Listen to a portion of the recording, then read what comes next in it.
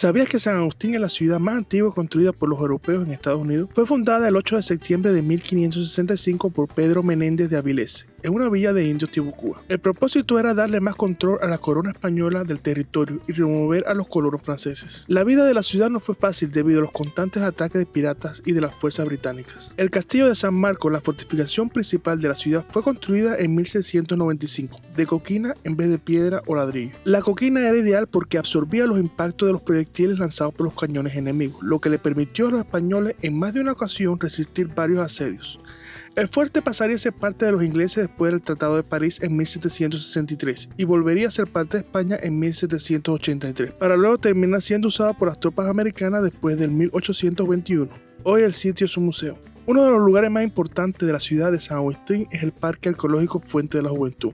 Se dice que es el lugar por donde supuestamente desembarcó el explorador español Ponce de León en 1513. Investigaciones por el arqueólogo aficionado Douglas Peck han ubicado otro posible lugar de desembarco en las cercanías de Melbourne Beach. El parque posee un pozo que se piensa que es la fuente de agua potable que describe Antonio de Herrera y Tordesillas en su libro. Excavaciones hechas en la década de los 90 por la doctora Catherine Deegan descubrieron restos del primer asentamiento español. El sitio posee también restos de cuerpos de indios, Timucúa.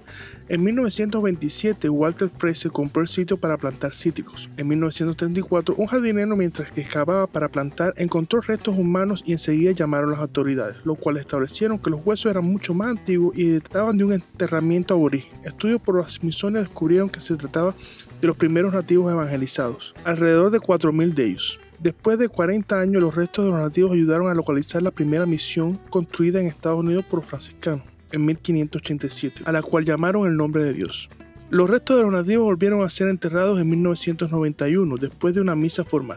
Entre los lugares más importantes de la ciudad se encuentra la catedral, construida en 1797, la entrada a la ciudad construida en 1808, la famosa Fuente de la Juventud, el College Flagler, la escuela de madera más antigua de Estados Unidos y por supuesto sus calles llenas de historia. Bueno, ¿te animarías a visitar y conocer esta ciudad en persona? Déjame tu comentario debajo.